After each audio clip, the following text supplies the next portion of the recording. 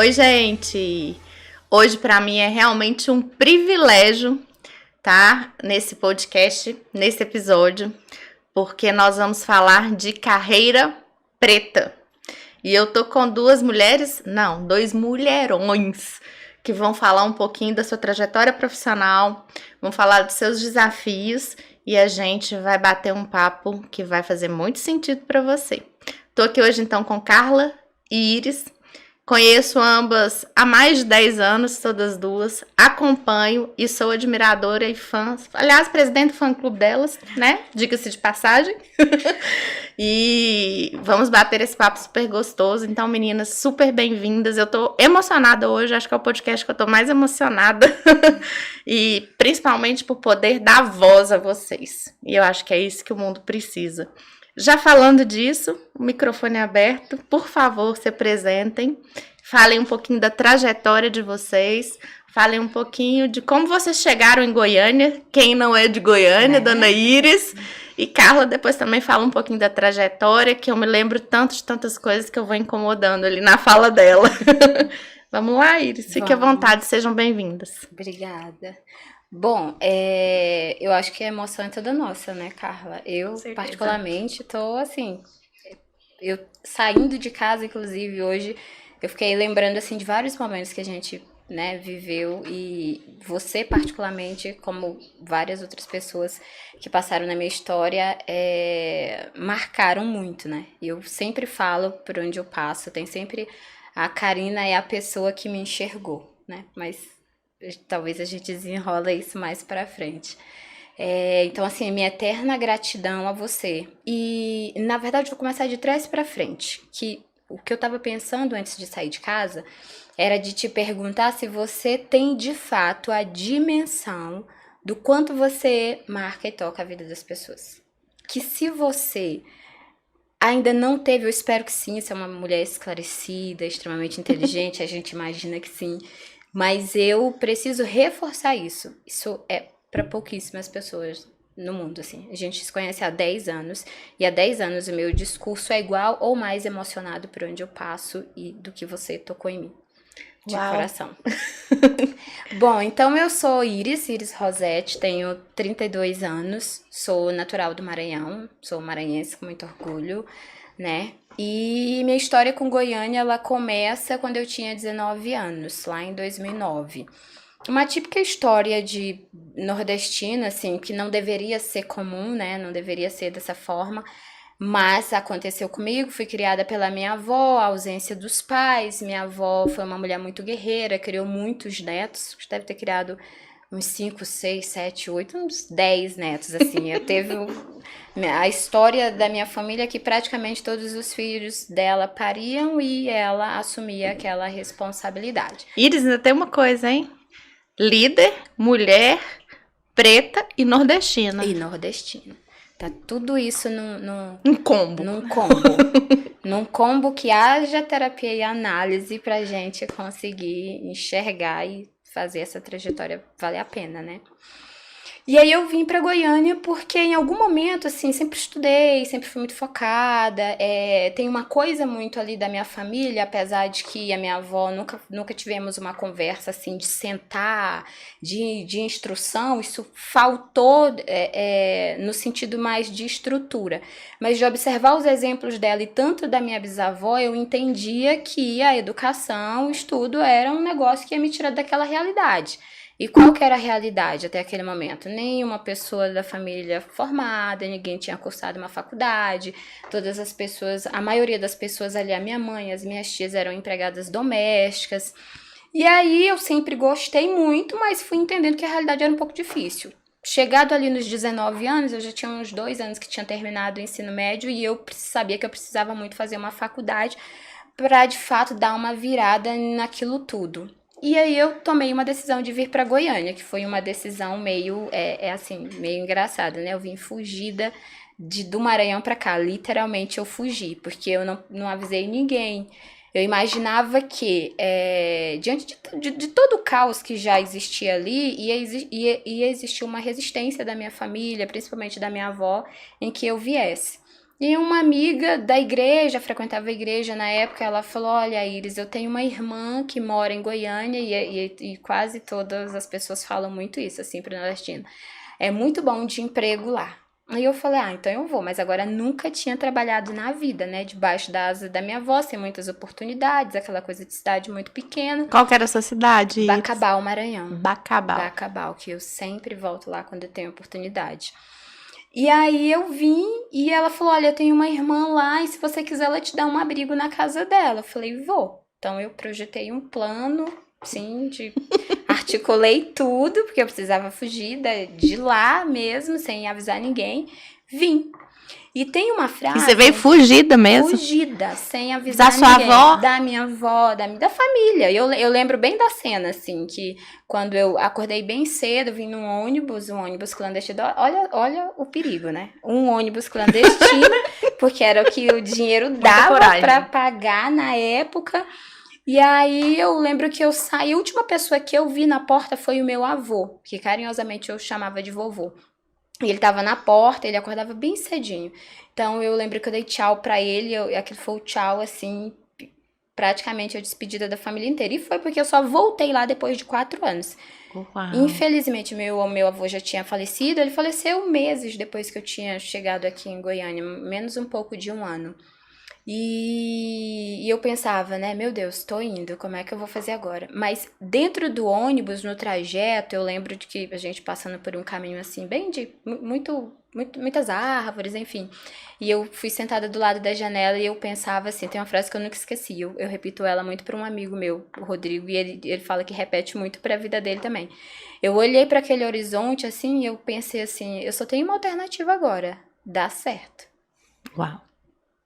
Não tenho outra. Bateu um desespero, sabe? O que eu fiz? Eu tomei uma decisão. Agora tem que dar certo. E deu muito certo, né? Vem dando muito certo. E é só o começo. Acabei de falar isso agora mesmo, hein? E é isso mesmo, é porque a cada temporada parece que, não sei se é uma mudança de idade, não sei, a gente parece que vem novas oportunidades, né? Novos horizontes. E naquele momento foi uma mudança de horizonte. E tem por trás disso também, que acho que a gente precisaria de um outro momento, eu falo que eu vou escrever um livro ainda, tem toda uma história também de violência familiar, minha mãe, enfim, e que eu também precisava sair daquela situação. Daquele ambiente, né? Eu falava que eu queria muito viver. Eu falo muito isso pro analista.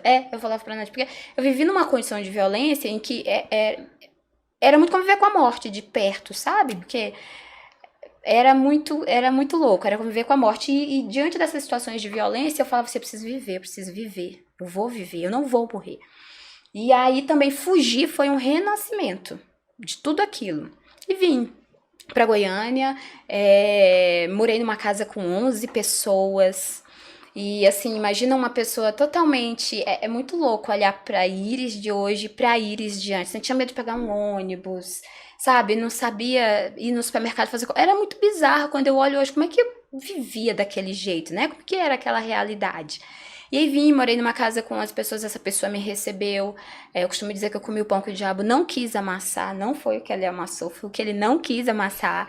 Mas... E aí cheguei... Né, falando agora da minha trajetória profissional, enfim, cheguei muito focada, eu repetia pra mim muitas vezes, assim, como um mantra.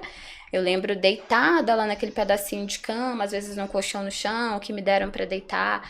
Eu lembro que, não pra sensacionalizar, mas quando eu relembro, e às vezes quando eu conto pra algumas pessoas, é pra entender que tudo passa. Às vezes alguns sofrimentos não estou de acordo que eles aconteçam, mas aconteceram e passaram. E esses dias eu tava lembrando que uma vez eu peguei uma chuva enorme, assim, porque eu não tinha R$5 pra comprar uma sombrinha.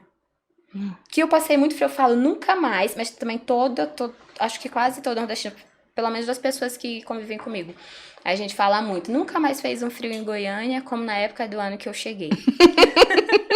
Por quê? Porque a pessoa não tinha um casaco, não tinha uma manta. Uma proteção. Na realidade, estava desprotegida emocionalmente, inclusive, exatamente. Né? E quando eu olho eu falo, meu Deus, passei por aquilo. E aí eu pensava assim, eu preciso estudar e trabalhar. Agora, assim, eu era muito sonsa. Eu não sabia. Nossa, eu era muito sonsa. Assim, eu falava, gente, mas o que que eu sei fazer, né? Eu não sei fazer nada. Enfim, e aí uma amiga falou pra mim, no shopping X é muito bom de trabalho, era um lugar mais superestimado, porque o ticket de alimentação era muito bom, o salário das pessoas, auxiliares de limpeza era muito bom. Eu falei, então vou focar nisso. E aí cheguei, fiz uma ficha, que na época se fazia uma ficha, e deixava lá na mão de Deus, né?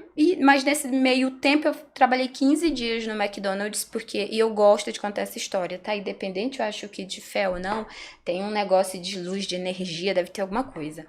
E aí, nessa casa com as pessoas, 11 cabeças pra comer, pra tomar café da manhã. O combinado era o seguinte, né? Olha, todo mundo aqui, cada dia é o seu dia de comprar o pão. E eu não tinha um centavo. Eu cheguei com R$ 170.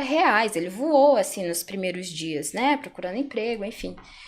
E aí chegou um pessoal da casa lá, tinha 2 pessoas que eram irmãos, e uma menina era muito amiga minha, me chamou e falou assim, olha, Iris, tá meio difícil, já tem um mês que você tá aqui, não arrumou emprego ainda, e o fulano de tal falou que se você não arrumar emprego, não paga mais suas despesas. Hoje eu sei o que era as despesas, tipo, era R$ 170 por mês pra cada pessoa. Não vai pagar mais sua parte. E eu me desesperei, porque aí eu voltei pra aquela fala, falei, pra onde que eu vou? Não pode dar errado. E aí eu fui num cine da vida, e aí tinha uma vaga de atendente do McDonald's todos os dias à noite, das 11 às 7 da manhã, todos os dias, toda da madrugada. Eu falei, é esse. Já no primeiro dia peguei o papel, no segundo dia, enfim, fiz os exames, fui e comecei a trabalhar lá. E aí aconteceu essa situação da pessoa falar, olha, ia chegar meu dia de colaborar com pão, com café da manhã, não tinha um centavo, eu tinha o City Pass na época. E aí eu lembro que eu fiz 3 horas da manhã, eu fiz uma oração, e é um exemplo de liderança que eu não quero carregar pra mim, que aconteceu na época, né?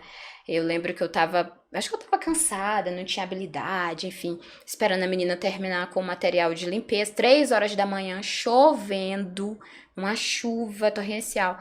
E aí eu esperando ela terminar pra mim entregar o material de limpeza, e o líder veio e já falou, Iris, o que você tá fazendo encostada aí?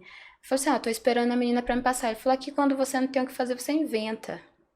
E aí me colocou pra limpar o estacionamento na chuva. Nossa. Na chuva. E aí eu lembro que passavam os carros no drive-thru, né? Era uma ali da 85, já até demoliram. E aí passava aquele pessoal bêbado e buzinava, e eu limpando e eu varrendo. Eu achei R$ 10. Mas assim, foram os R$ 10 mais felizes da minha vida, porque eu não tinha dinheiro pra comprar o pão no outro dia.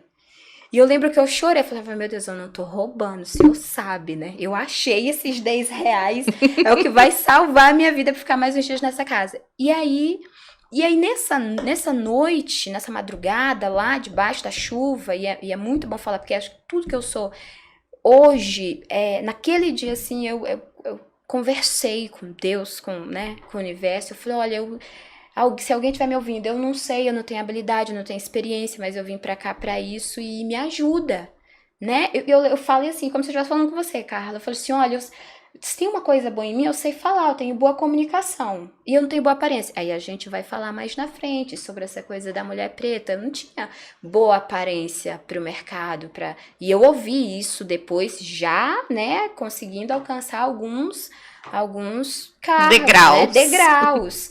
E eu sabia hoje eu não tinha um letramento que eu tenho hoje, mas eu sentia que eu não ia, né, numa loja, porque não tinha a aparência necessária para aquilo.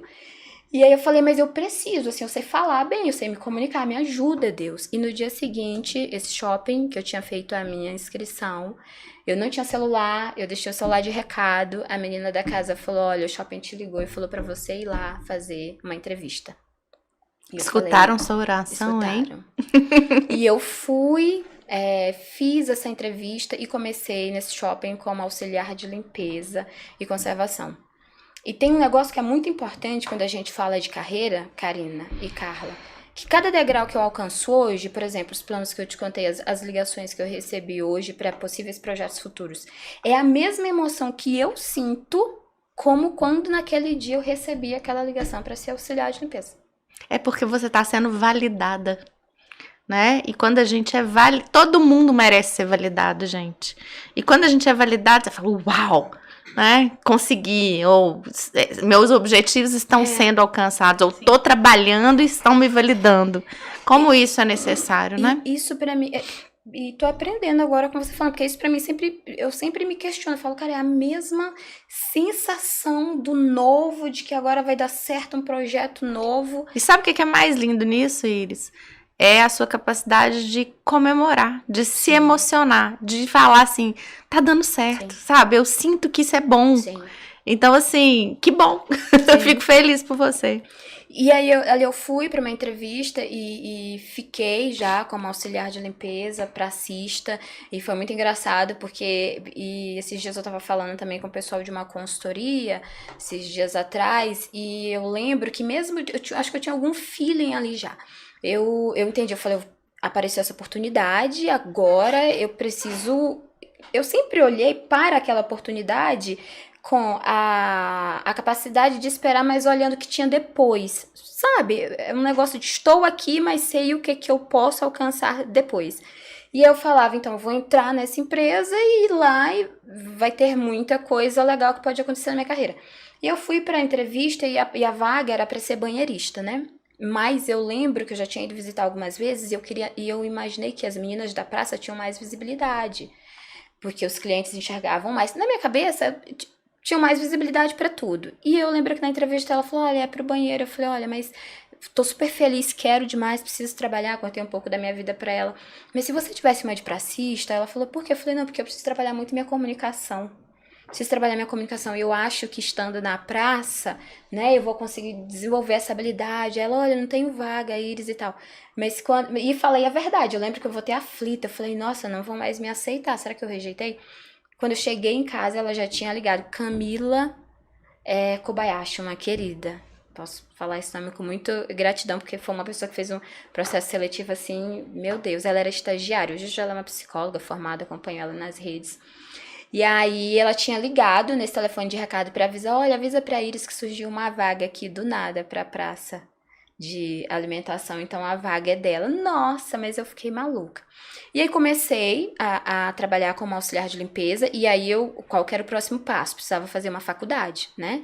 Então, falei, preciso fazer uma faculdade, entrei na empresa, era um momento daquela empresa e a gente, falando em carreira, a gente poder observar o que tem além. E muitas das vezes, quando mesmo o ambiente talvez não tá te prometendo nada, nem tão estruturado. Hoje tem uma outra estrutura lá. Sim. Mas na minha época, o gestor tinha, assim, 16 anos, né? 17, 20 anos, o mesmo gestor. As pessoas que estavam naqueles cargos também, o nome na época eram as governantas, também não me representava, não me via nelas. E a gente vai falar de representatividade da mulher preta, né? Eu não via as pessoas pretas ocupando os espaços de gestão naquele lugar. Mas eu já estava lá dentro, falei, eu preciso estudar. E aí na faculdade na faculdade eu ouvi, mas antes eu tive uma sensação de pensar isso. Bom, pode não ser para lá, mas o que minha avó dizia, educação vai me abrir porta em qualquer lugar. Eu já sabia que eu ia aumentar o meu passe, né, estudando. E olha que legal, queria só fazer um resgate, né? A simplicidade e a sabedoria da sua avó onde te levou. Sim. Como a gente tem que honrar, né, os nossos pais, avós, por mais simples que eles sejam, ela tinha um valor muito forte de educação. Olha o que você guarda dela. A educação vai abrir portas, a educação vai te levar para um outro lugar. E mesmo lá no interior do Maranhão, mesmo sem ter tido nunca a oportunidade de ter saído de lá ou de ter estudado, ela sabia algo que mudou sua vida. Exato. E isso vinha muito forte. E era muito. E como eu te falei, talvez eu não me lembre de nenhuma conversa, a não ser aquelas coisas, vai estudar, faz isso, menina estuda, senão você não vai ser nada. Um negócio assim de sentar, estruturar. Mas o exemplo também dela arrastava muito, ela trabalhava muito. Uhum. E ela era uma mulher muito inteligente, assim, eu acho que ela não teve muitas chances, sabe, de ter prosperado mais. Mas era uma mulher de uma sabedoria muito inteligente, eu achava. Então eu sempre lembrava, eu falava, isso aqui vai me abrir porta para algum lugar. E aí comecei a estudar, fiz um vestibular, formei na Fazan, tenho muito orgulho de falar dessa faculdade, que até hoje também me acolhe, me abre portas lá. Você formou em quê? em administração. Em administração de empresa. E aí eu comecei no segundo semestre, eu comecei no shopping em fevereiro, em agosto eu já comecei na faculdade. E em dezembro, ali mais ou menos meados de novembro, eu acho, surgiu um processo seletivo para liderança. E aí, veja bem, era um movimento de uma área que tinha, sei lá, mais de 30 anos, né? A idade, digamos assim, a idade do shopping na época, mais de 30 anos. Não tinha tido cargos de liderança ainda. Naquele ano, abriram-se, acho que teve uma mudança lá, de um olhar, né, de remodelagem da área de estrutura. Falaram, agora a gente precisa de ter líderes nas áreas. E aí eles abriram um processo interno e, favoravelmente, por eu estar estudando, eu tive chances ali de participar e de passar nesse processo seletivo. E aí você se tornou encarregada? Eu me tornei líder, que era líder de equipe. Aí eu me tornei líder da praça de alimentação. Eu fazia, né, a liderança ali das meninas da praça. Depois, no ano seguinte, eu devo ter assumido em janeiro do ano seguinte, janeiro de 2011, só que no mesmo ano, uma governanta saiu, foi desligada. E eu ainda estava ali naquela fase de adaptação do cargo, né? E aí ela saiu, acho que já estava ali mostrando resultados, e a coisa de, olha só, de ter uma pessoa da área de limpeza estudando também explodiu. Teve história, exemplo, né? Você foi exemplo, né? Isso virou, eu arrepio, assim, temos uma pessoa na conservação, na limpeza, estudando. Fazendo uma graduação. Fazendo uma graduação. Então, isso chegou ali no RH, nos ouvidos das pessoas, correu os corredores da empresa. E aí surgiu uma oportunidade para virar governanta. E aí, nossa, assim.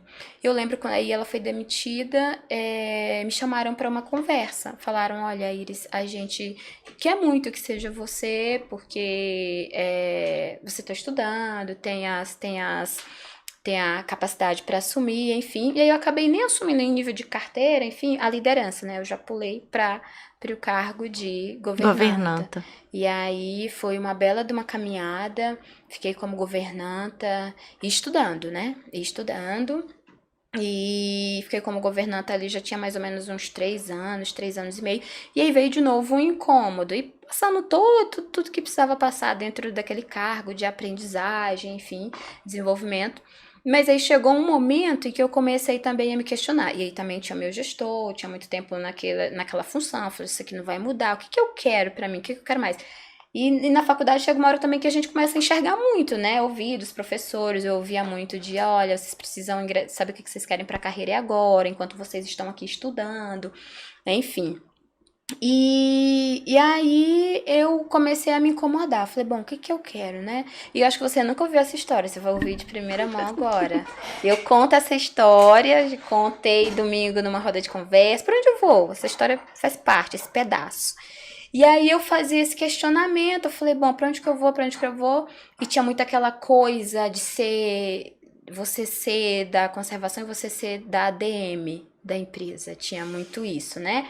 E eu lembro que eu subia na ADM para deixar os atestados, tinha uma rotina de trabalho. Coincidentemente, a gente sabe do rolê, porque nós 3 trabalhamos no mesmo lugar. A gente sabe. A gente sabe do que você está dizendo. E aí eu cheguei, eu falei, gente, mas eu quero estar lá, né? Ainda tem chance aqui nesse lugar para mim, eu quero ir para ADM, né? Eu quero ir para ADM, porque lá eu vou ter mais visibilidade, mas para onde? E aí a faculdade abriu uma pós-graduação e deu liberdade para os alunos que estavam ali mais para os últimos períodos se inscrever. Iniciar, né? Iniciar. E aí eu falei, vou iniciar. E eu vi muitos nãos, assim, porque tem isso na vida, né? Porque a gente falar de superação agora é fácil, mas é igual a Beyoncé falou que teve vários nãos para alguns sims, né? Para virar rainha. Não sei quantos mil nãos aquela mulher recebeu. Quando eu olho pra essa fase, inclusive, todo mundo, nossa, mas você é maluca, pra quê? Vai iniciar uma pós, nem terminou a graduação. Porque também o dinheiro era curto, as pessoas falavam, agora que você pode viajar, porque eu vendi o almoço pra minha janta, Sim. né? Era aquela coisa. E eu falei, não, vou começar essa pós-graduação, porque alguma coisa vai se abrir, vou estar pronta pra oportunidade. E aí, eis que chega, né, Karina Pimentel, nesta empresa, E um determinado dia, um belo dia, gente, eu tô subindo lá, já era mais no final da noite, passei no RH e fui cumprimentar ela, nova gerente e tal, uma pessoa extremamente simpática. E a gente conversou de algumas coisas, eu exatamente não sei qual foi o assunto, mas se eu fechar o olho, eu lembro exatamente do dia que eu subi lá. E aí a gente se cumprimentou e a gente conversou, e aí você já puxou outros assuntos, e eu já tratei de me vender, eu falei, ela é simpática, né, vou conversar, e foi rolando, e aí de repente ela olhou pra mim assim, no fundo do meu olho, e falou assim, Iris, você nunca pensou de vir de trabalhar no RH, não? Aí eu falei, não, mas seria uma boa e tal. Aí ela, pensa nisso. Vai ter muita coisa boa aí pra frente, vai surgir muita coisa boa. Naquele dia, eu juro por Deus, por alguma coisa que eu tenho de sexto sentido, naquele dia eu sabia, a minha chance chegou. Alguém me enxergou. Uhum. Essa pessoa me enxergou. Eu desci sabendo que alguma coisa iria acontecer de bom, né? Que aquele dia, assim como no dia do ônibus, eu sabia que era uma mudança de trajetória. Naquele dia eu entendi que também. Eu desci os corredores, eu lembro assim, comemorando, eu comemorei nesse dia. Eu falei, mudou alguma coisa. Ela me enxergou. É assim que eu falo. Uhum. Alguém me enxergou para subir para aquela DM, para ter aquela visibilidade, e me olhou, Karina, e a gente faz um link com a questão da pretitude, me olhou como ser humano, né? Foi um olhar sem preconceito. Naquele dia, eu me emociono. Não, eu acho. Pode cancelar o podcast, Fábio, porque eu já tô aqui, ó, chorando. Você me viu como mulher profissional. E eu te digo porque ontem, exatamente ontem, eu passei uma situação, e hoje já desabafei com 2 pessoas, essa é a terceira vez, de alguém que olhou pra eu ter uma carreira. E assim, tem uma coisa da gente, né, Carla? Eu pelo menos, eu tô. A coisa de. Eu gosto muito de me arrumar, de estar bem, mas eu sinto de um tempo pra cá que eu entendi que eu faço mais isso também porque tem a coisa de estar bem em todos os lugares para ser reconhecido. A gente não se dá... Tem aí a marca do preconceito, a marca da violência, a marca da discriminação. E o que eu quero te dizer? Eu fico muito emocionada e tô chorando e expresso a minha emoção aqui sem nenhum problema, porque eu de fato enxergo a pessoa, o profissional. Independente se é alto, magro, gordo, branco, preto, eu enxergo talento. E naquele momento eu já tinha alguns meses assim que eu tava lá, já existia alguns meses que eu observava as pessoas, eu sou extremamente observadora do ambiente, e eu já conhecia o seu trabalho de liderança. E aí, quando você chegou, né? Talvez você rompeu uma barreira para chegar ali mais tarde, na noite, quando já não tinha muita gente, e a gente bateu um papo. É o que eu enxergo hoje. Esse poder enorme que você tem de influenciar pessoas. Você é uma influenciadora natural. A comunicação é o seu talento. E olha que interessante, quando você diz lá, eu preciso ir para a praça porque eu preciso melhorar minha comunicação. Talvez você não tivesse validado o quanto que você já é boa nisso. E continua sendo cada dia melhor, né? Então, assim, eu tenho, sim, assim, a facilidade de enxergar potencial nas pessoas, sabe? Às vezes as pessoas nem imaginam aquilo que elas são tão boas. Eu falo, gente, mas a pessoa é tão maravilhosa nisso, como é que ela não enxerga? Né? E realmente, você é muito maravilhosa e tem o dom da comunicação. E esse seu olhar, ele foi um olhar livre, sabe? E eu reforço de novo, livre de preconceito. Porque tem uma coisa, Karina, que também eu tenho percebido, e você é uma dessas pessoas, e tem uma outra pessoa também com que eu me relaciono, que talvez... por vocês não serem racistas, preconceituosos, vocês não enxergam, mas quem tá de cá enxerga um olhar. Quando eu reforço o teu olhar, e é justamente, inclusive, para dizer isso da sociedade, assim, a gente entende no olhar, quando ele já vem com um julgamento pra gente, entende? Então, a liberdade que eu senti naquele momento foi gigante. Falei, peraí, essa gerente, ela... Né? Em momento nenhum tu olhou pra minha cor, não foi um ponto ali, porque eu sei quando é um ponto. Eu sempre soube, a gente sabe quando isso é um ponto, quando isso entra numa questão. Então foi muito libertador. E aí eu falo que ontem, numa conversa, uma pessoa foi extremamente indelicada, enfim. E aí a pessoa olhou pra mim e falou assim, eu tava bem arrumada, esse ponto que eu falo de a gente tá sempre bem, porque eu sempre saio, eu não posso estar, posso me dar o trabalho de não estar. E a pessoa olhou pra mim e começou a subestimar, tipo, ai, quanto você ganha, quanto é seu salário, salário é isso, salário é X, mas sempre pra baixo, no sentido de, essa pessoa não olha pra mim, não enxerga, eu precisei falar assim, eu tenho uma carreira. E deixa eu te falar, essa pergunta é delicada, mas hoje é X. E a pessoa levar um susto, Carla, assim. Ficou assim, juro. Como assim? Entende? A capacidade de olhar para uma mulher preta de trans e aí a gente entra no que é o racismo estrutural. Só enxergar ela no lugar de subalternidade. Exatamente. Ela deve ser menos o que eu sou, né? A capacidade de mal de olhar e imaginar que... E aí me conta, então, nesse lugar você aí assumiu uma nova posição, foi crescendo e tive uma passagem bela pelo RH, né, como analista de treinamento e desenvolvimento. Fiquei um tempo e aí voltei para a área de conservação no cargo de coordenação. Assumi o cargo de coordenação geral e foi, assim, absurdamente maravilhoso fazer a gestão daquele departamento e de todas aquelas pessoas. Eu aprendi demais. Fiquei um tempo já no último período cuidando tanto da limpeza e da conservação quanto da parte de atendimento. Eu gosto muito de falar isso porque não foi um período talvez muito de visibilidade valorizado, mas foi um período que eu exerci e que também me fez evoluir muito. Depois disso eu tive uma passagem, saí, né, fiquei por 8 anos, quase 9 anos nessa empresa e depois fui para uma administradora de shopping centers, uma das maiores do mercado. Atuei em 2 shoppings deles como coordenadora de experiência do consumidor. Tive, assim, essa felicidade de atuar. No último ano em São Paulo, também a experiência de poder morar em São Paulo e ver tudo aquilo que aquela cidade oferece, né? E atuar ali na coordenação de experiência. E voltei para Goiânia numa oportunidade de voltar como assumir uma gerência de infraestrutura na área de transportes. Muito bem, agora vamos dar voz a essa Carla. Não, e agorinha mesmo a gente volta para falar de outras questões. Depois dessa história linda da Iris, eu fiquei até acanhada de falar, né? Fiquei até não tem problema não, eu lembro de muita coisa da sua história. De muita coisa, né? Acompanhou muita coisa. Então, meu nome é Carla Barbosa, tenho 30 anos, né? Conheço a Karina há 14 anos. Gente, vocês vão começar a entregar a minha idade, abafa. Fez conta aí agora, hein? Vamos fazer conta. Conheço a Iris também, já tem um tempinho, acompanho a trajetória dela e acho bastante linda a história dela, é realmente muito emocionante. E falando um pouco de carreira, né? Falando um pouco da minha trajetória. Bom, eu me espelho muito na minha mãe, que é uma mulher muito guerreira, estudiosa. E, assim, tudo que eu trago hoje em termos de coragem, de luta, de vontade de estudar, vem muito da minha família.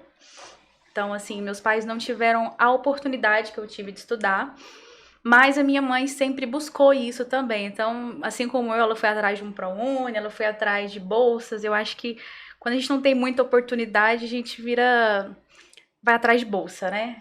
Bolsa de ProUni, bolsa do OVG, e comigo não foi muito diferente. E minha mãe sempre traçou esse caminho e eu aprendi isso com ela. Então, a minha mãe me ensinou isso. E eu cresci com a fala dela assim, minha filha, porque você... E até hoje, né? Eu escuto ela falando isso pra mim. Porque eu ainda estudo e ela fala isso pra mim até hoje. E pra minha irmã. Olha, pode te tirar tudo, menos a escola. Menos a educação. Então, continue estudando. Que às vezes eu vou pra casa dela no final de semana e levo o notebook. Ela... Então, tá sempre falando isso pra mim. Você me fez lembrar da minha mãe agora, né? Minha mãe faleceu, eu tinha 14 anos. E aí ela sempre falava isso, assim, de uma forma muito dura, no sentido de dura, assim. Karina, tudo na vida a gente perde. A gente pode perder dinheiro, pode perder marido, pode perder emprego, pode perder tudo. O seu conhecimento é só seu. Esse ninguém te tira. A voz dela ecoou tanto, até hoje, né? Eu falo, meu Deus. E olha como nós tivemos, interessante essa triangulação aqui, exemplos de mulheres e muito mães fortes. Sim, muito né? fortes. Avós fortes. Que tinham a mesma vivência. Sim. Em algum momento da história delas, elas chegaram nesse lugar e conseguiram transmitir para nós três o mesmo valor, né? Sim. Da educação. E eu ainda continuo acreditando que a educação é que muda o jogo desse país. Com certeza. Não tem, eu acredito que não tem outra coisa que vai mudar, né? A estrutura, enfim. Isso é um outro papo. Enfim, vamos falar disso depois no outro dia.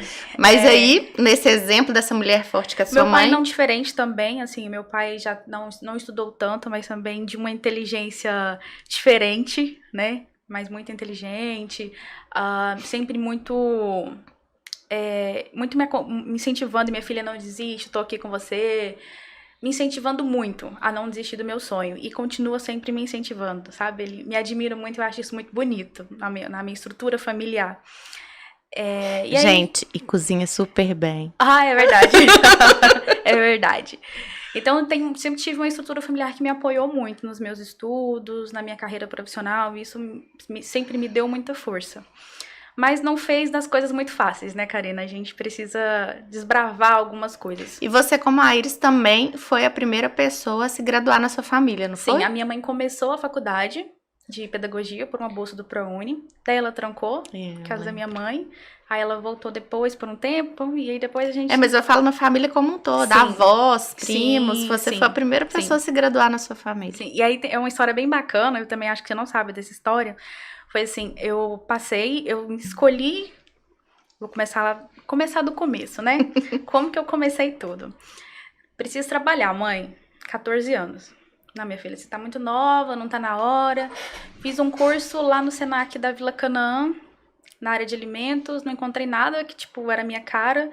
E falei, mãe, preciso fazer outro curso. Aí fui pro Senac de Aparecida, que era mais próximo da minha casa. E eu gostei daquele negócio, tinha... vários psicólogos dando aula sobre RH. E aí, o Senac tinha parceria com algumas empresas. Eu fiz a primeira entrevista, não passei. Fiz a segunda entrevista. Passei. Foi você que escolheu. E aí, é muito engraçado que eu não tinha nem roupa pra ir pra entrevista, né? Não tinha roupa. Ele falou assim, que roupa que eu vou vestir? Aí, peguei a blusinha mais arrumadinha da minha mãe. Porque que eu ia vestir pra ir pra entrevista? Sabe quando você não tem roupa, assim... adequada, que você fala que tipo de roupa que eu visto pra ir pra entrevista, né? Aí vesti a roupa da minha mãe, vi aquelas coisas que os professores ensinavam lá no Senac, no Senai, e aí sou muito grata também aos meus professores do Senai, que me ensinaram muita coisa. Senta na primeira fileira. Não, eu aprendi tudo, né? E aí fiz a minha redação bonitinha e passei no processo seletivo, fui escolhida. E aí, trabalhei lá como jovem aprendiz, como você sabe. E fiquei um tempo como jovem, ali eu fui jovem aprendiz, assistente. Pode contar que você ia de chinela havaiana. Eu ia de chinela havaiana, porque era uma trajetória bem complicada, né? O curso do Senai, ele era todos os dias, ele é diferente, o Senai ele é um pouco diferente de outras instituições. A aula é todo dia de manhã, então eu estudava de 8 às 12, trabalhava de 1 às 18 e fazia o ensino médio à noite. E aí era meio tenso. E eu tinha uma briga com o meu professor lá da escola, porque eu sempre chegava atrasada na escola. Que era de ônibus, né? O ônibus nunca passava no horário. E o professor lá da escola criou um negócio muito massa pra gente, assim, legal bastante. Quem trabalhava tinha uma carteirinha que podia chegar atrasada. Aí eu peguei uma declaração que eu trabalhava pra chegar atrasada na escola, porque senão não tinha como. Aí era bem complicado. Aí eu ia de sandália havaiana, porque todo mundo trabalhava bonitinho no RH. Eu não queria ficar diferente da eles. Então, eu mochilinha nas costas, passava batom, maquiagem, e era no RH, né? Então aí eu fazia qualquer lugar, né? Fazia maquiagem, colocava meu salto e pra ficar bonitinha e trabalhar adequado. Na hora de ir embora, o que eu fazia? Colocava minha havaiana de novo. Estratégia, né, cara? Super. Chegava na escola, calçava o tênis porque era o uniforme. E aí chegava em casa por volta de 11h30, meia-noite. Porque a aula acabava 11h05. E assim foi. Eu comecei a trabalhar no meu segundo ano do ensino médio. Comecei a trabalhar com 16 anos nessa empresa. E logo fui promovida foi quando terminou meu curso, então comecei a trabalhar o dia todo, fui pra faculdade, sou extremamente grata a essa empresa. E uma coisa que fez muito diferença na minha carreira, assim, e eu ensino muito isso pra minha irmã, e eu acho que ela aprendeu, porque tá super dando certo a carreira dela também.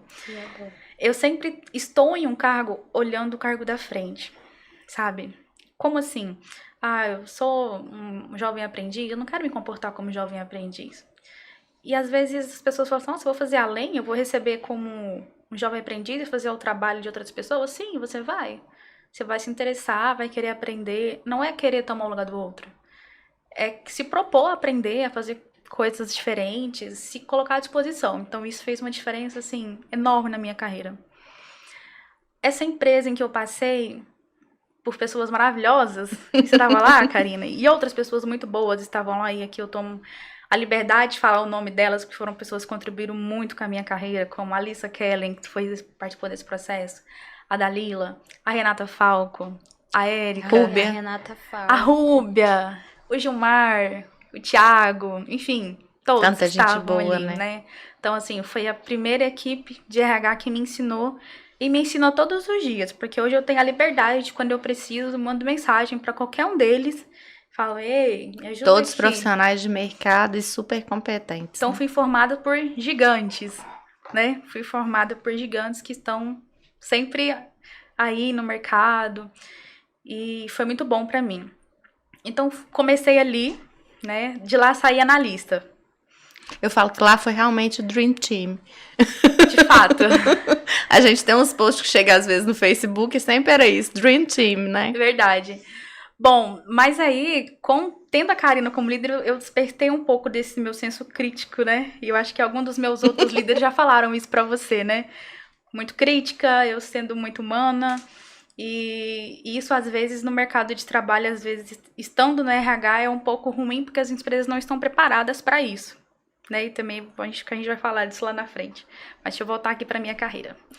Então, eu fiquei 5 anos na área de tecnologia, passei por todos os subsistemas de RH.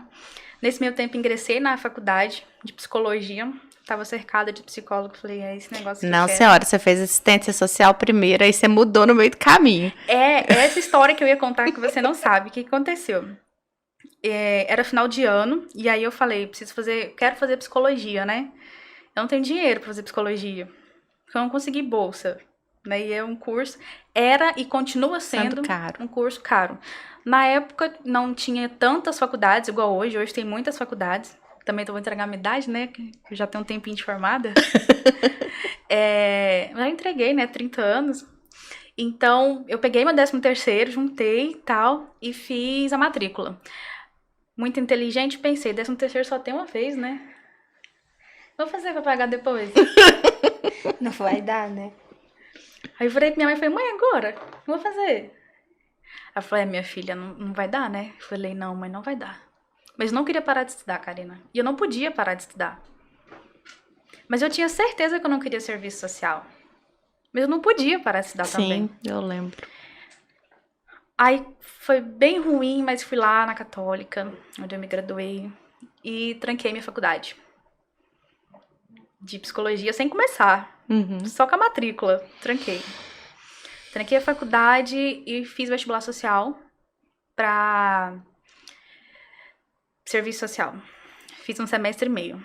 Eu lembro. Quando eu ganhei minha promoção na LG Sistemas, eu falei, agora meu salário dá. Nossa. Eu lembro, gente, eu fico emocionada demais, porque eu lembro da trajetória de cada uma. Sobrava coisa de, tipo, 100 e pouco, sabe? Mas dava. Agora meu salário dava pra pagar psicologia. E aí eu falei, no meio do semestre eu parei. Eu nem concluí as matérias. Eu simplesmente desisti do nada. Eu falei, não volto. Minha mãe falou, por quê? Eu falei, não, porque agora, no dia que eu fui promovida, eu tranquei minha faculdade. Eu fui lá e tranquei o serviço social. Eu não voltei mais. Não concluí semestre, não fiz nada. E aí eu falei, mãe, em agosto eu começo. Tanto que minha graduação, ela é de meio do ano mesmo. Comecei e aí, ela, mas minha filha, por que você não terminou? Eu falei, não é isso que eu quero. Sabe o que eu tô lembrando aqui? Eu fui na formatura de vocês duas. Foi. Eu não lembrar agora, vocês estão falando, eu estive na formatura das duas. Foi. Tô arrepiada. E aí fiz psicologia, que era o que eu sempre sonhei, assim. Eu nunca tive dúvida da graduação. Nunca tive. Algumas pessoas têm um pouco de dificuldade, né, de escolher. Nenhum momento eu tive, assim. Eu fui para aquele caminho porque para mim estudar era uma coisa que eu não poderia ficar sem fazer. Porque eu acho que o mercado não vê com bons olhos. Eu falei, se eu não estiver estudando, eu não vou ser promovida. Olha a minha cabeça, né? Eu preciso estar estudando para ser promovida. Eu preciso estar estudando para o mercado me ver bem. Seja onde eu estivesse trabalhando, seja onde eu não estivesse, eu precisava estar estudando. Acho que eu tive a mesma ideia da Iris. Tá vendo? Eu preciso estar estudando. Não é isso que eu quero, mas é meu caminho, é minha trajetória. Mesmo que eu tivesse que terminar. Então, tranquei, voltei, fiz psicologia, me formei, com a certeza do que eu queria, que era a área de RH, né? No meio do caminho, saí de lá, fui virar estagiária em outra empresa, né? O que não me arrependo também. Sim. Não me arrependo, acho que foi muito rico pra mim. Aprendizado, né? Foi muito rico. Na LG Sistemas falei o nome da empresa, mas não me arrependo, né? Não, a gente brinca entre nós, todas essas pessoas que estão. Uma vez LG, sempre LG, um beijo grande pra LG, que hoje é LG lugar de gente, né? Foi uma empresa maravilhosa. Que foi uma escola pra todos nós, e um lugar, assim, que nós temos muito orgulho de estar lá, né? Gratidão, né? Orgulho, gratidão. E tá onde tá hoje por ser o que é, né? Com certeza. Como empresa. E aí fui para uma outra organização como estagiária, atuei muito forte na área de recrutamento e seleção, que foi um diferencial na minha carreira também. Também foi uma época muito difícil, né, em termos de... Eu saía dessa empresa, eu pegava uma matéria de psicopatologia, então eu tinha que ir de mototáxi para a clínica, para o hospital psiquiátrico, e depois eu ia para a faculdade. Então, eu sempre vivi essa adrenalina. Minha vida sempre foi uma adrenalina, assim, durante a faculdade toda. Corre pra lá, corre pra cá, anda de ônibus, anda de Uber, faz isso, faz aquilo outro, pega chuva, pega sandália. Agora que eu parei de andar de bolsa, de andar de mochila, na verdade, eu sempre andei com muita coisa, assim, marmita. Eu lembro. Eu lembro. Eu sempre andei com muita coisa. Eu tenho uma foto minha no Instagram com os colegas que é muito engraçado. A gente sentado na escada, assim, com pão com ovo, assim, literalmente. É muito engraçado, mas é real, porque não é fácil a época da faculdade, né? Não. E você tem que escolher, às vezes, no que eu faço, né? Você paga uma mensalidade, você tira uma xerox. Agora, acho que os meninos nem tiram xerox mais na faculdade, né? Uhum. Hoje em dia é tudo digital, né? Na minha época tinha xerox ainda. E a minha, então. Então, né? Então, foi mais ou menos esse o caminho. Então, saí de lá. Depois me ingressei na área da saúde, que foi também super bacana. Passei bastante tempo na área da saúde. 5, 6 anos. Gostei bastante. Uma trajetória muito bonita. Tanto na área de recrutamento e seleção, treinamento e desenvolvimento de pessoas. Sou apaixonada pela área da saúde. Gosto muito. Acho que é uma área que precisa de muito cuidado, assim. Muita atenção. Muito profissionais da saúde muito cuidado fazem pelos nossas familiares, nossos amigos, aquilo que a gente não faz. Exatamente. E a gente não olha para eles enquanto organização assim. Isso. Então, enquanto essa chavinha não mudar, e a gente como RH inconformado, né? A gente vai fazer sempre o melhor, né, Carla? Exatamente. Mas quem trabalha na saúde sempre sai diferente. Sim, eu acho que a gente precisa olhar e com muito mais carinho para quem cuida. Sim. Sabe, o RH de uma organização da área da saúde, ele é um pouco diferente, né? Completamente diferente. Olhar com carinho para quem cuida. Então, passei por ali, fiquei um tempo e agora voltei para a área de tecnologia, que tá um boom, né? Tô numa organização da área da tecnologia, apoiando na implantação, junto com a minha gestora, que tá sendo muito bacana. Fiz uma pós-graduação na área de RH também, que foi um diferencial muito, assim, que abriu portas, me deu uma nova perspectiva de carreira, né, que foi muito bacana pra mim. Mas os desafios dessa transição, que ela é contínua, sabe, Karina? De você estar sempre tendo que... É sempre mais difícil. Você ter que ter uma perspectiva... Acho que o que a Iris falou, de você, às vezes, ter que... Isso que ela falou fica muito forte pra mim. Parece que você tem que falar e a pessoa não é nem delicado com você. Como isso é ruim, né? E essa experiência que você me disse que você passou, assim, que você, às vezes você se arruma mais, o quanto isso é real. E o quanto no mercado de trabalho isso às vezes a gente faz isso inconscientemente. E já faz parte, né? Faz parte da gente. Da rotina. Faz parte da gente. Sim, de ser validado, né, gente? É isso que eu ia falar. Eu sempre tive um incômodo com o tratamento diferente de pessoas diferentes. Seja quaisquer. E aí, no meu final de... meu TCC de final de curso foi exatamente o tema. A violência da experiência em mulheres negras. Então, através da pesquisa de Rochat, a Carla conhece um pouco, eu consegui identificar exatamente marcas de violência na experiência de mulheres negras com preconceito. Então, assim, eu realmente sou uma ativista nesse movimento, sou uma ativista da mulher no mercado de trabalho, da liderança feminina e da liderança preta, porque eu aprendi outro dia, era isso que eu ia perguntar para vocês. Acompanho a carreira de vocês, ainda bem que tem rede social, né, gente? Que a gente não se perde. E aí, tô vendo o Iris de volta em Goiânia. Eu falei, ué, o que aconteceu com essa mulher? Bora conversar. E aí, a gente se encontrou, acho que tem um mês, mais ou menos, né? E aí, eu perguntei pra ela, falei assim, como que vocês gostam de ser chamadas? É preto? É negro? Me fala disso. Por que dessa dificuldade, né? Por que tem que ter uma forma de se falar? Aí, eu quero que você responda o que você respondeu pra mim. Você lembra? Olha, se eu não lembrar exatamente, mas eu vou. Bom, preta pra mim é como eu gosto. É como eu me sinto bem. É como me representa, né? É a minha cor, né? Uhum. É mais do que a minha cor, é a minha história. Então, não é pra ser dito como agressivo. E nem eu ouço como agressivo, eu ouço como um orgulho. É legal que você respondeu pra mim assim, ó.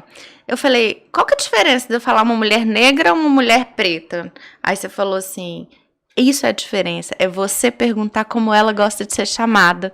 Porque existe diferença, não existe? Vamos entrar um pouquinho nessa questão do racismo estrutural e dos preconceitos que vocês já viveram, carreira, sei lá, escola, rua. Conta histórias pra gente, para as pessoas saberem que a violência existe e como que vocês lidam com ela no dia a dia. Acredito que hoje, né, Sim. nos 30, na casa dos 30, todas nós mais maduras, já tem respostas e posicionamentos diferentes. Mas como que foi isso ao longo da vida de vocês, Carla? E se você lembra de alguma história que você possa compartilhar, que você teve um posicionamento, algo nesse sentido, depois a Iris complementa. Sim, bom, eu vou preferir falar dentro das empresas, que eu acho que cabe. Bastante. Né? Acho que cabe muito nesse momento. Eu já saí de organizações grandes, em Goiânia, por preconceito. E aí eu não sei se a Iris vai... Com certeza a Iris vai entender o que eu vou dizer, preconceitos velados. Sim. Nem sempre Sim. ele tem nome, né? Não precisa falar. Um olhar torto é um preconceito. Nem sempre a pessoa vai xingar você, ela vai te ofender. Um desconfiar que esse trabalho foi feito por você. Um falar, nossa, você é mesmo psicóloga? Foi você que escreveu esse projeto? E aquilo ali vai te falar, poxa, como assim? Você não tá acreditando? E você debruça meses, né? Você debruça semanas sobre aquilo ali. E aí você fala, peraí, não cabe? Não tá acreditando em mim? Sendo que você sabe do seu potencial. Precisa de mais o quê? Além do meu CRP aqui, né? Do meu certificado, do meu processo seletivo, da minha competência. Não tá valendo a pena? Peraí. Então, isso é um tipo de preconceito pra mim. Isso aconteceu em um momento da minha carreira que eu não conseguia me posicionar. O meu posicionamento foi pegar e ir embora. Hoje, se esse tipo de coisa acontece comigo, eu me posiciono. Mas eu acho que é muito do momento e do amadurecimento das pessoas também. Eu acho que eu precisei passar por isso e por muitas análises. Dá-lhe análise, né? Pobre do divã. Pra conseguir me posicionar. Pra conseguir me colocar, pra conseguir mostrar que não, pera lá. Deixa eu te explicar o que não é legal. Porque a gente não precisa dar aula sobre isso. Sim. Né? É chato. É cansativo. A gente não precisa ensinar sobre respeito. É preciso normalizar as diferenças. Exatamente. Né? E como é bom, gente, ter gente diferente da gente em todos os sentidos. E tem uma coisa que é muito desconfortável pra mim. Eu me sinto preta, mas o meu tom de pele é mais claro que o da Iris. Que legal que você trouxe isso. Eu ia tocar nisso em algum momento, né? Eu me sinto preta. Mas tem gente que vai falar que eu não sou.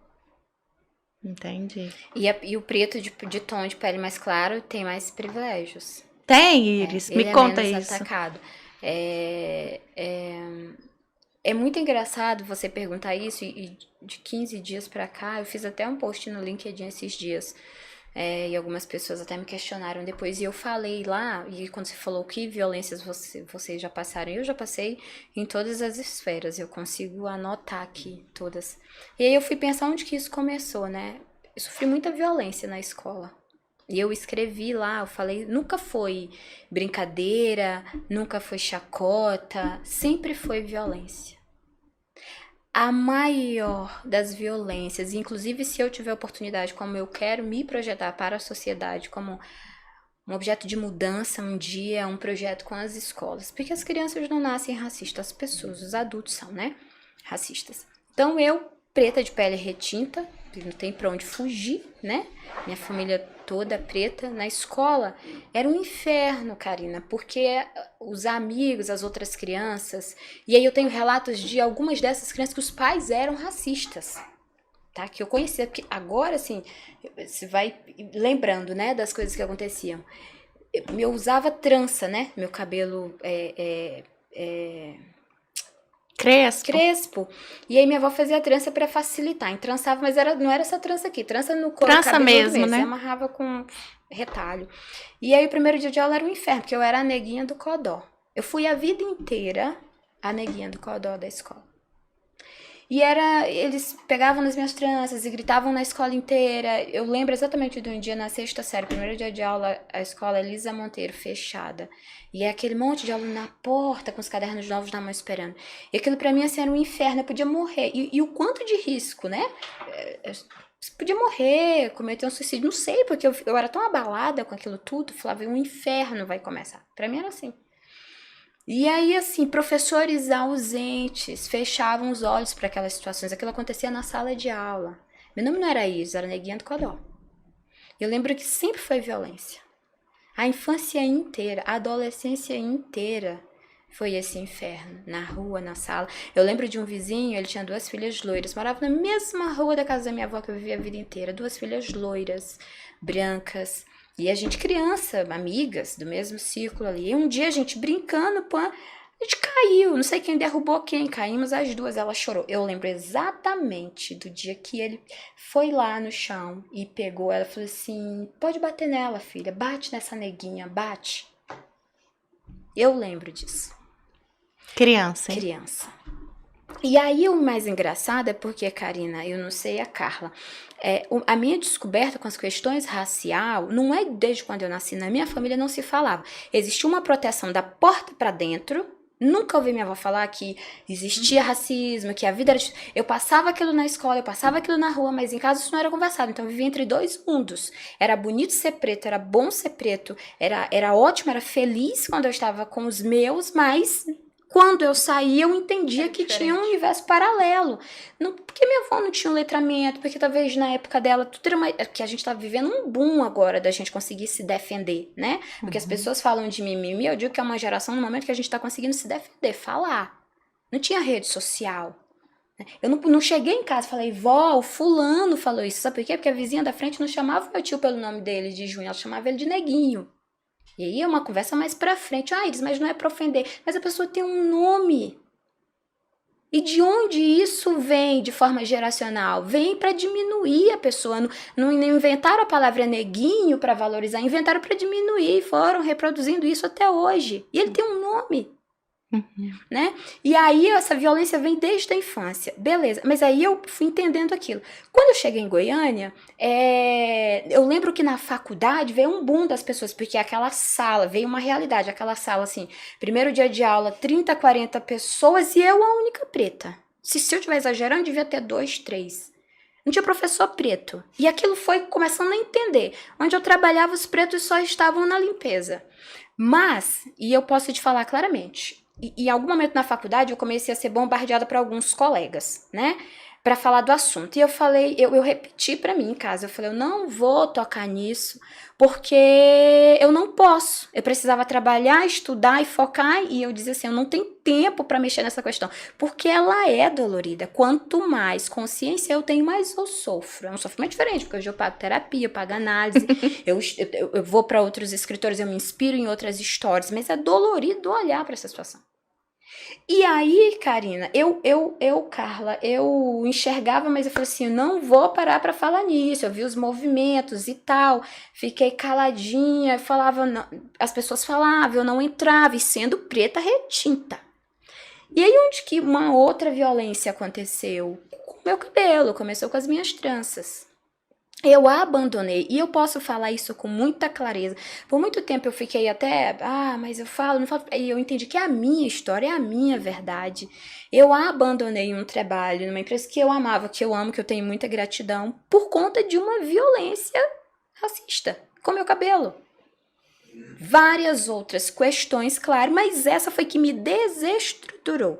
Eu vinha em um ano de sofrimento com uma má gestão, mas essa situação me desestruturou. Mas houve uma fala direta, houve uma fala, indireta? Houve como? Uma fala. Eu tô perguntando isso para as pessoas entenderem como é no dia a dia, sabe? Não, a gente, na mulher, se a gente não faz uma merda no cabelo uma vez por ano, a gente não não viveu, né?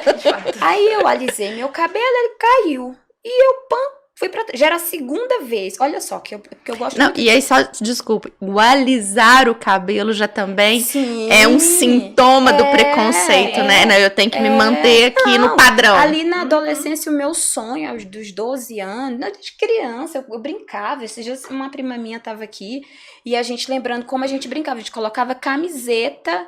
Tinha muitas camisetas na época de política, antigamente, dava muita camiseta de candidato, assim, né? E aí a gente gostava, minha avó deixava, e aí eu gostava de... Olha o auge da minha vida, era colocar o cabelo atrás da orelha. Então colocava aí as duas coisinhas daqui, do ombro, era como se fosse o cabelo que caía. Era a minha brincadeira de criança. Quando eu fiz 12, 13 anos que minha mãe alisou meu cabelo a primeira vez, assim, eu acho que foi um momento ápice de fazer. Eu precisava ser igual. Por quê? Porque eu odiava as tranças, né? Eu era neguinha do codó das tranças. Eu só tinha mulheres de cabelo liso. E era a geração dos cabelos alisados. Então me adequei naquilo ali. E aí, quando ali o meu cabelo caiu, eu falei, vou pôr trança. Eu já tinha colocado uma outra vez, tá? Nessa mesma empresa. Por isso que eu falo, a pessoa e não a organização. Enfim. E aí eu falei, vou colocar a trança, né? Pra crescer rápido. Isso aqui é uma benção, menino. O povo fala disso aqui. Eu não sei porque essa inveja das tranças, é inveja. Porque isso aqui é de Deus, deu pra gente assim num nível, Karina. Cabelo cresce em 6 meses. E aí eu coloquei, e aí a pessoa, esses dias eu fiz o exercício de ficar lembrando, né, porque na análise isso tem vindo muito forte, e eu lembrar, Karina, eu coloquei, e eu tava de férias, e aí tinha a minha supervisora de saque, na época eu tava cuidando das 2 áreas, ela é loira, uma pessoa maravilhosa, queridaça, e ela foi a primeira atacada a receber isso, porque eu postei no status do WhatsApp, tava colocando trans, e essa gestora pegou essa pessoa pra andar no mall e mostrou a foto. Você tá vendo isso aqui? É inadmissível um coordenador numa empresa como essa ter um cabelo desse. E essa pessoa muito dolorida chegou a me contar. E aí foi um impacto. Foi a primeira vez que veio pra Você mim. Ainda tava de férias? Tava de férias. A gente encontrou, tomou um café, ela precisou, tô muito agoniada, preciso te contar um negócio. Contou. Aí eu fiquei. Aí ainda de férias eu fui pra um almoço encontrar que era um aniversário de uma pessoa da equipe. Karina, essa pessoa não olhava pra mim. E quando ela olhava, não olhava de rejeição. Ela não falou comigo na mesma mesa do almoço inteiro. Aí tá bom, falei, não, vou voltar de férias, as coisas vão estar bem. Eu voltei de férias, essa pessoa passou. Eu posso lembrar de alguns momentos que a gente tava num auditório, tinha um evento, e eu sentei na frente, ela sentava atrás, assim, me ignorando, me tratando mal, olhando de cara virada pro meu cabelo, olhando com um olhar de nojo. E aí ela virou e falou assim, você tá vendo no auditório, gente, esse cabelo seu, isso aqui, ó, Djavan ficou careca, de tanto usar isso aqui. Isso pra você? E eu me desesperei. E aí e aquilo foi ficando latente. E aí, mais uma vez, é o que a Carla falou. Você fala, eu já tinha esclarecimento, eu já tinha entendido que aquilo era uma questão de preconceito. E aí, mais uma vez, eu lembro, dentro do meu apartamento, eu pensei assim, o que eu faço com isso? Eu falei, eu fujo. O que eu vou fazer com isso? Quem vai me ajudar? Quem tá do meu lado? Porque a importância de você não ser só dizendo não sou racista e ser antirracista. Ser antirracista dá apoio. Eu não tinha ninguém com letramento racial do meu lado naquele momento para me ajudar. Entende? E eu falei, eu vou abandonar isso aqui, porque isso, sei lá, isso é justiça, isso é confusão, ninguém vai acreditar em mim dentro dessa empresa, não tem provas, é só o olhar, é o que eu sinto, é velado. E eu abandonei. Talvez este seja o pior, né? O que é velado. Porque hoje as pessoas, sim, a gente tá no mundo corporativo, a gente entende o que as empresas estão, muitas delas trazendo o tema, a diversidade como pauta, né, as práticas de ESG aí hoje, né, como uma das frentes, a diversidade, e não só na questão de raça, cor, gênero, mas de opção sexual também. Ou seja, por que nós crescemos com tantos preconceitos e crescemos com tantas diferenças, né? E porque ao nos tornarmos adultos temos que reaprender a ser humanos. Eu costumo dizer, e eu tenho uma opinião muito forte sobre isso, por isso que o povo não me chama para falar sobre isso nas empresas, porque eu falo que aonde tem respeito genuíno, não precisa ter diversidade implantada. Ela já acontece naturalmente, né? Então é muito lindo estar lá nos seus valores, respeito em primeiro lugar, e você entra, não tem um preto, não tem um homossexual, não tem, enfim, uma mulher num cargo de liderança, e mesmo se tem, essas pessoas não têm lugar de fala. Então, tem respeito mesmo nessa empresa? Então, aonde existe respeito de verdade, não se precisa trabalhar a bandeira da diversidade. Numa perspectiva humana, tá? É claro que precisa uma perspectiva de cota, de opções. Eu tô falando no sentido de cota de oportunidades, tá? Pra não me entender errado. Deixa eu refazer aqui. Porque é o que você disse. Numa sala de graduação, tem quantos pretos? Né? Numa sala... numa mesa de diretoria tem quantas mulheres? Numa mesa de diretoria tem quantos homossexuais? Sejam homens ou sejam mulheres? Tem quantos trans? Então, na realidade, o que eu tô falando precisa sim colocar em pauta para que isso seja normalizado, porque já é. Mas eu não precisava, de fato, trabalhar o humano no sentido do respeito, porque isso é humano. Vocês já pararam para pensar nessa perspectiva ou eu sou muito dura nas minhas palavras? Não, a sua fala faz muito sentido e me traz uma coisa que me ocorreu esses dias. Eu até conversei com a Aí sobre o Dia da Consciência Negra e tal, a gente conversou um pouquinho sobre fazer alguma coisa na organização que eu tô trabalhando, eu troquei uma ideia com a minha gestão, e a gente pensou o seguinte, muitas empresas levantam bandeira, né, Karina? E a organização que eu tô, ela não levanta bandeira, mas ela faz muito. O que eu acho, e aí eu não tô puxando sardinha pra empresa que eu trabalho, mas a gente faz muito, sabe? É muito desprendido, assim. Porque existe o respeito genuíno. E aí, não tô falando agora só de cor, tô falando de tudo, sabe? Porque algumas empresas, elas se limitam à idade, eu não quero um estagiário de tantos anos. Não, gente, a gente vê combate ao etarismo, assim, de uma forma... A gente tem estagiários de 30 e tantos anos. A Carla tá novo. Não, algumas empresas não querem. Sim. Tem estagiário lá que já tá graduado o cara já é dentista e ele entrou lá, tá tudo bem, você quer ser desenvolvedor agora? Eu entrei, tá tudo bem. Fez mudança de carreira em W. Tá tudo bem pra você quer trabalhar aqui. Seu cabelo é verde, azul? Vem. É sexta-feira, você quer vir de boné hoje, de tênis? Vem também. Vai trabalhar? Fica aí. Você tem competências técnicas para desenvolver o trabalho? Você tá bem? Você comunga com a nossa cultura? Entre, tá tudo bem, a gente te respeita e te acolhe. Então isso é uma coisa assim fantástica, e é claro que a gente precisa falar sobre isso, né, mas foi uma conversa muito bacana que eu tive com a minha gerente. Peraí, a gente vai fazer projetos no próximo ano para estimular, e aí, por exemplo, a carreira tech, a gente tem pouquíssimas mulheres pretas. Não, Em tecnologia já tem poucas mulheres. Quer dizer, nos últimos 10 anos já mudou muito. Mas ainda ainda é pouco em termos proporcionais. Sim. Agora, mulheres pretas em tecnologia... Quer dizer, mulheres pretas em muita coisa, né, gente? Sim. Mas quando a gente fala da área de tecnologia, se eu for enxergar hoje na organização onde eu estou, nós não temos, né? Então, a gente vai pensar projetos tendenciosos para isso, vagas afirmativas. A gente tem estudado muito isso. E tem crescido, não sei se aí eles têm visto esse movimento, vagas afirmativas. Vagas afirmativas tem crescido muito. Bastante. Aqui em Goiânia são pouco, mas a gente tem estudado um pouco sobre isso, né? Se vale a pena, se é bacana...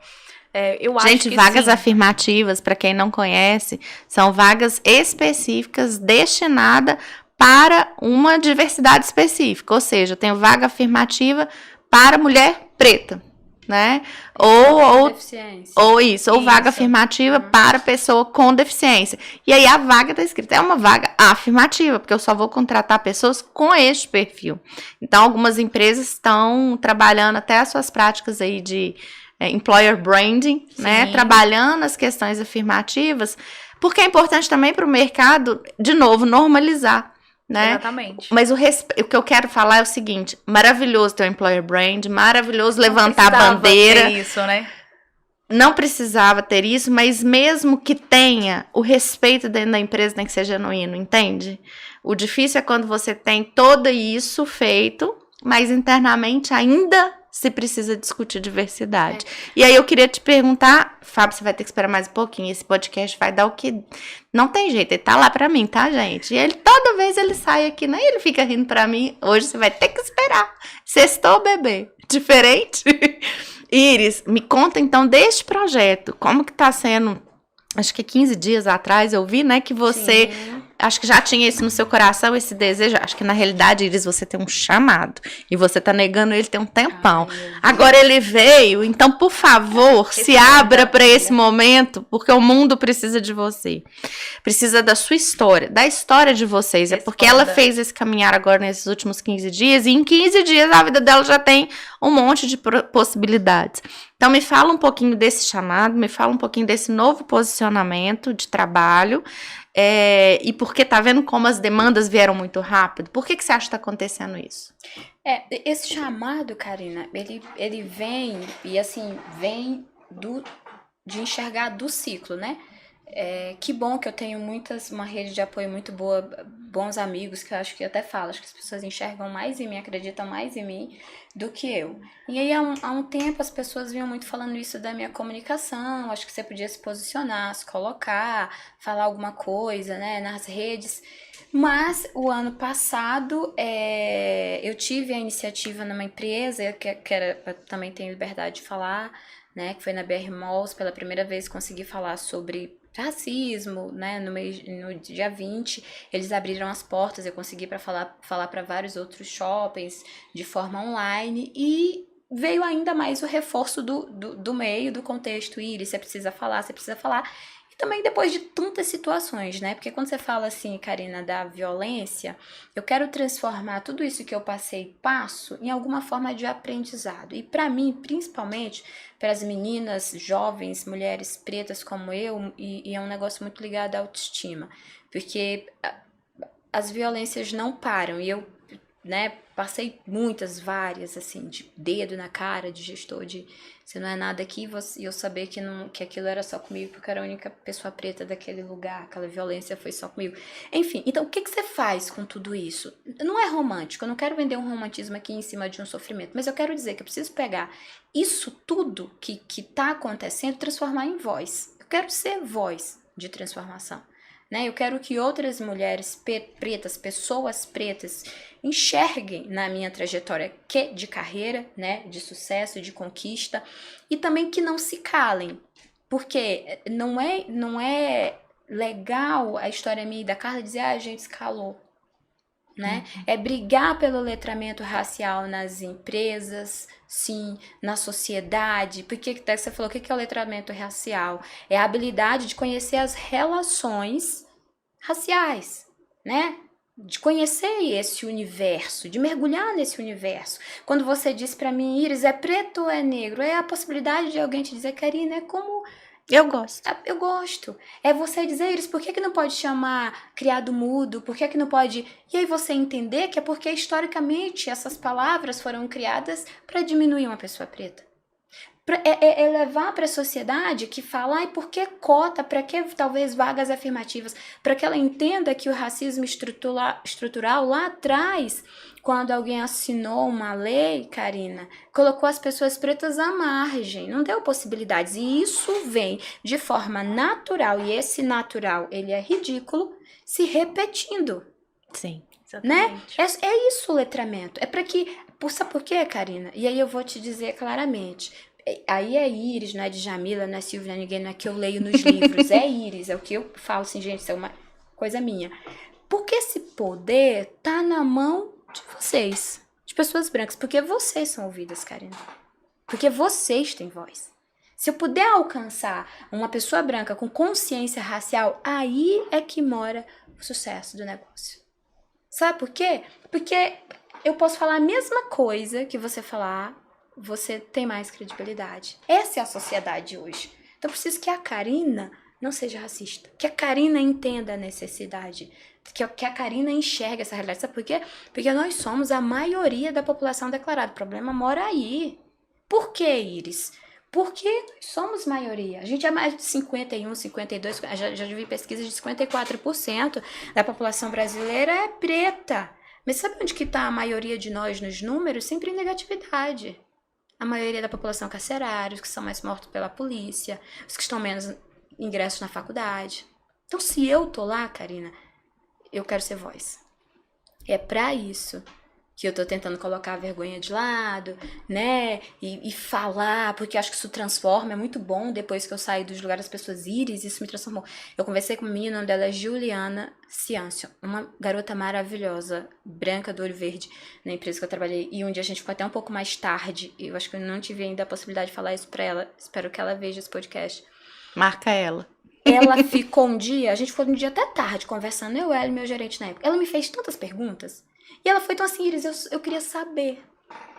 E já existe muito do movimento preto que a Carla trouxe, da gente tá um pouco cansado de explicar. Eu ainda estou à disposição de explicar.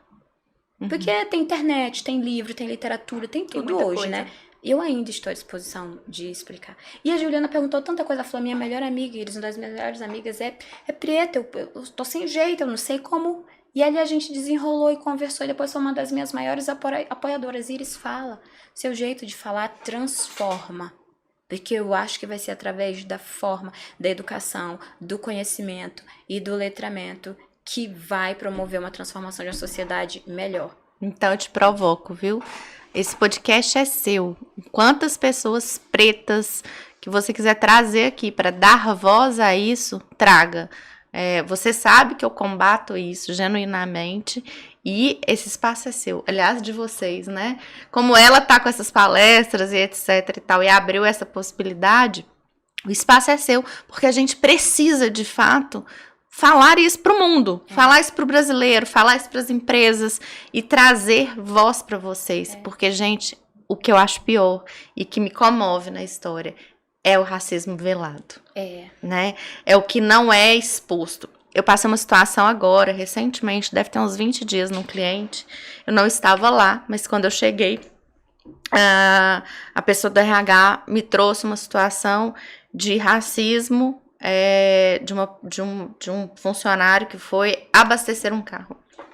E o cliente falou assim, não, ele não põe a mão no meu carro. Mas na hora eu desci e peguei o gerente de pista e falei, você estava na pista? Como é que foi, né? Mas no sentido de acolher essa pessoa, já tinha acontecido. Sim. Eu não ia mudar. E aí até chamei essa pessoa para conversar. Karina, na minha vida já foram tantas vezes, que para mim, ok. Talvez o movimento que vocês precisam repensar e precisam realmente ajudar essas pessoas não fujam. Porque vocês tiveram um movimento de fuga como uma autorregulação, né? Para não se sentirem mais violentados. É o que eu escuto aqui hoje de vocês, né? Não dei conta, não vou ter voz, não vão acreditar em mim, não sou validada. Então, o que eu faço? Eu vou embora. Não vão embora mais, tá?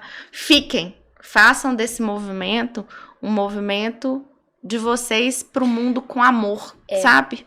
E aí, eu sei que a gente tá estourando. Muito tempo o Fábio tá ali me matando. Mas olha só, aí eu volto mais uma vez a defender e concordo contigo quando fala que.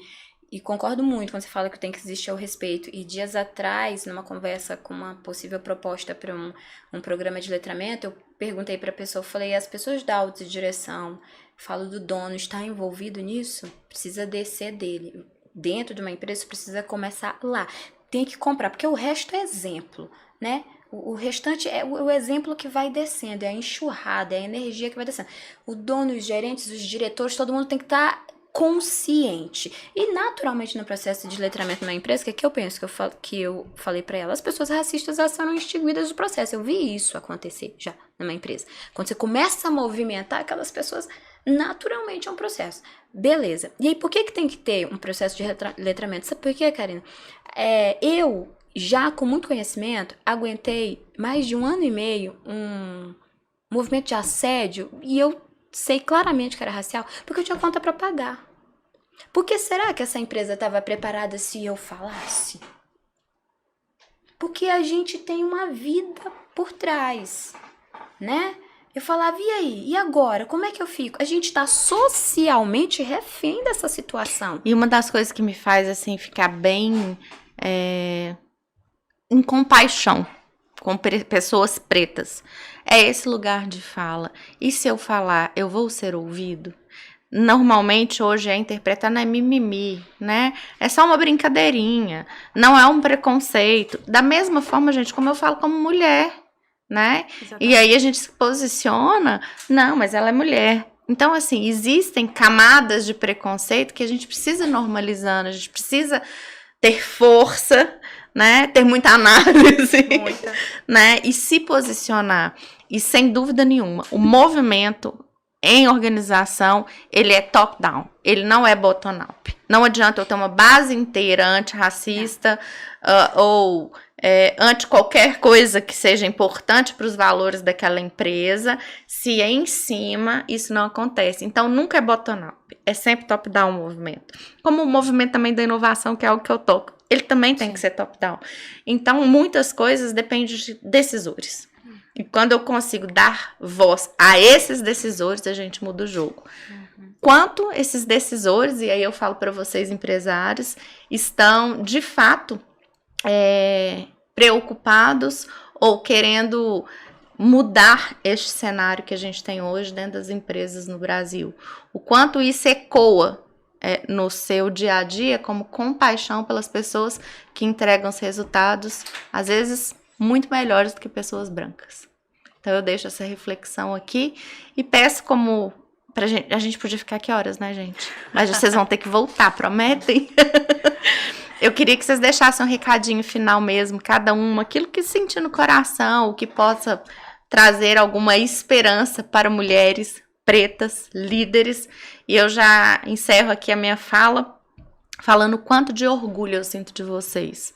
Não por serem pretas, não por serem mulheres, não por serem profissionais maravilhosas, mas acima de tudo por serem os seres humanos que vocês são. Gratidão a vocês por terem de alguma forma entrado e cruzado o meu caminho. E eu aprendo todos os dias com vocês. Todos os dias. Mesmo que a gente esteja distante ali na rede social, a gente está sempre vendo os movimentos e eu comemoro, assim, muito cada conquista de vocês duas. Carlinha, então, deixa um recado. Então, primeiro quero agradecer, assim, muito feliz, gratidão também pelo convite, por você ter cruzado o caminho, né, o meu caminho, assim como o da Iris também. Devo muito a sua participação na minha trajetória profissional, na minha trajetória de vida mesmo, abriu caminhos. E eu quero deixar o recado para todo mundo que tá aí pra gente, pra mulher preta, para homens, enfim, para todo mundo, né, independente, para que as pessoas possam enxergar além de cor, além de qualquer coisa, o ser humano, né, que a capacidade de entregar resultado, a capacidade de ser gente, ela é única. E eu quero falar uma coisa que eu acho muito importante, que além do meio organizacional, eu também estou na área clínica. E o quanto isso impacta na vida da gente. A gente falou muito aqui, né, Iris, de consultório. De terapia, né? De terapia. E infelizmente isso não está acessível para todo mundo. E hoje, estando na área clínica, eu tenho percebido o impacto disso para todo mundo.